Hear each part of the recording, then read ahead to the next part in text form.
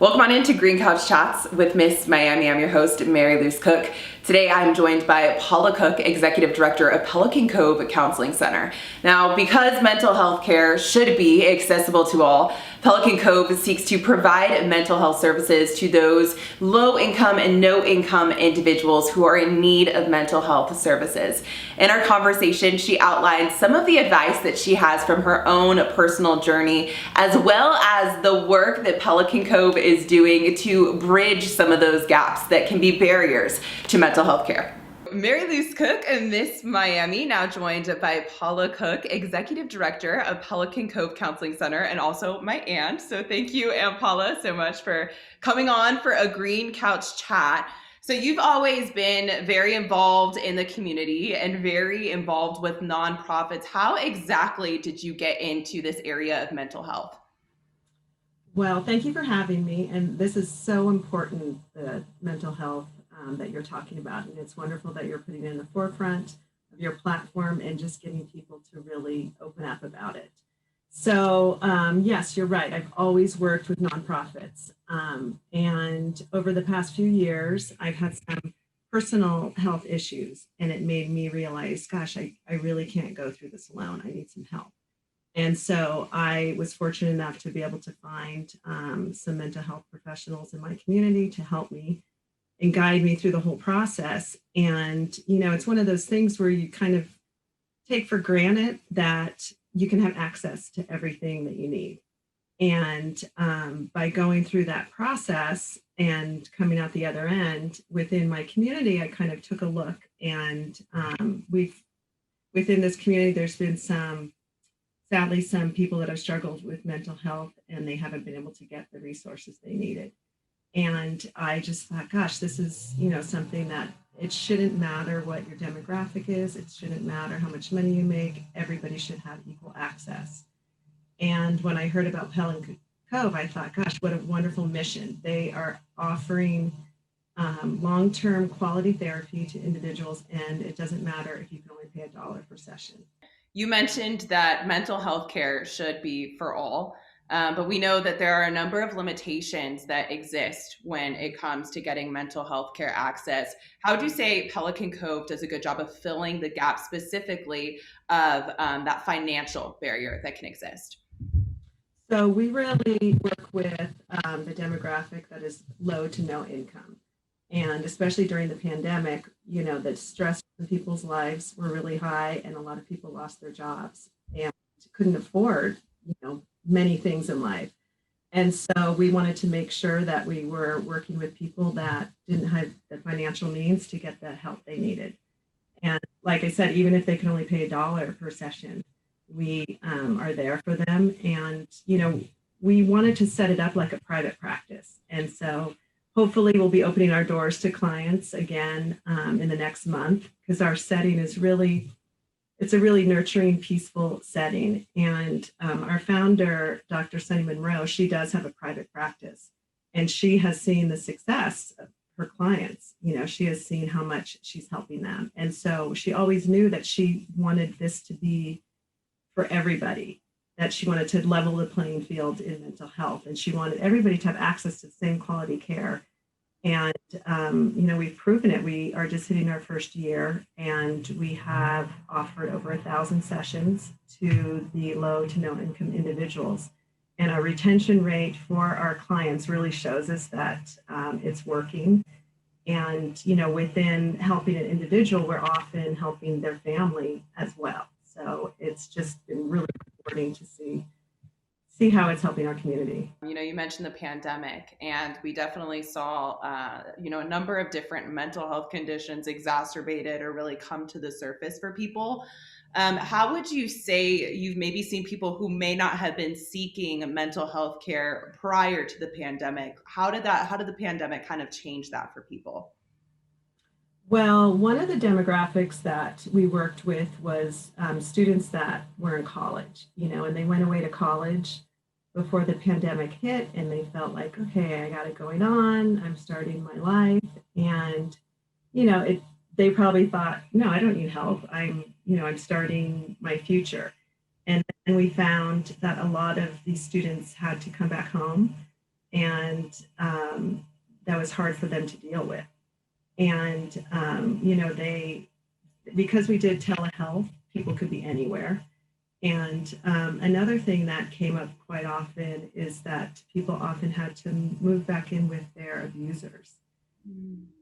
That's something that you don't really think about when you were thinking about the pandemic. Because living situations had to change based on couldn't afford their rent or like if they're away at school. And so we really, really connected with that community and really helped them navigate, every day and just make sure that they had somebody that was there supporting them. That's really special, and I'm glad that you were able to do that. So I have my Pelican Cove tank here that you actually designed. So in addition to having a beautiful heart for the community, you're so gifted artistically as well. So Talk, Heal, Thrive is what this says. How important is conversation when it comes to destigmatizing mental health? It is very important. I'm so happy to spread the word, and I any opportunity I get, I let people know that I've struggled and I've been in therapy, and it's helped so much. I want it to be something like, if you hurt your leg, you go to a doctor and you're fine with telling your friends about it, and I want people to, everybody suffers from mental health at some point in their life. And if you look at it that way, you think, okay, it's going to hit people at different times. And it's okay to strength if you can reach out and get help. We're humans and we are programmed to connect with each other. And it's so important to talk and to realize you're not alone and to just be given the tools of navigating whatever situation you're in. And especially when situations change quickly.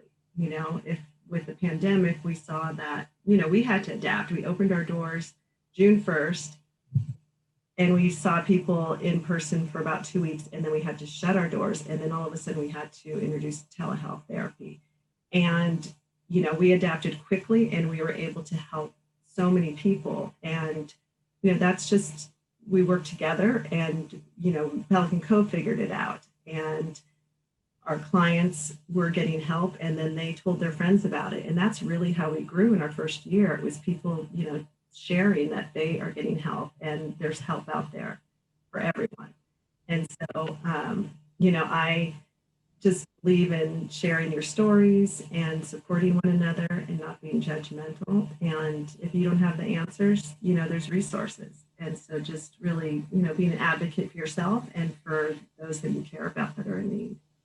I love that. Now, on a personal level, Aunt Paula, you're a mom. So I have my two cousins, Nate and Jake, and they're teenage boys, right? I have my brother Jerry, and Yeah. we know like they're athletes, right? And a lot of the times, mental health conversations can be taboo, particularly in those types of communities. How do you encourage your sons, teenage boys, to have mental health conversations? Well, I make them talk, whether they like it or not. Um, it just, one thing that was interesting that happened right away when the pandemic hit is I reached out to my group of moms in the community and I said, okay, this is what I'm doing right now. I am working at a nonprofit that offers therapy, and I know a lot of our kids are going to be struggling. And I let my boys know that. And so many parents reached out to me and said, thank you so much for sending that email, because my child is struggling and I don't know what to do. I don't know who to turn to. And so through that, I was able to get a lot of these people in touch with therapists. And, that helped me as a parent to say to my kids, there's so many of our neighbors that have reached out to me because their kids are struggling, and it is that thing. You just have to let people know you're not alone, even though you feel so lonely inside sometimes. There's somebody down the street going through the same thing. And, I found so much strength getting help for myself. And so I just want to let people know, yes, there is help, even when it just doesn't feel that way. Sharing your story is just, you'll feel unburdened, and the person you're sharing with will just be able to reach out and help you, which is wonderful. I love that. You talk the talk and you walk the walk as well. And that's really amazing.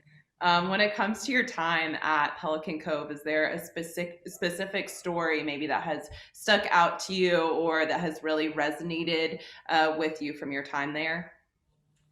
The thing that was a bit unexpected for us is, we really obviously wanted to do individual therapy and help people. And we have found that we now have couples therapy because somebody is feeling like, gosh, this is helping me so much, but I don't know how to talk to my spouse about it. And, how do I make them understand what I'm going through? And we have great therapists on our staff that are very diverse, and, there's somebody for everybody. And so it's been nice because then the husband or wife will reach out.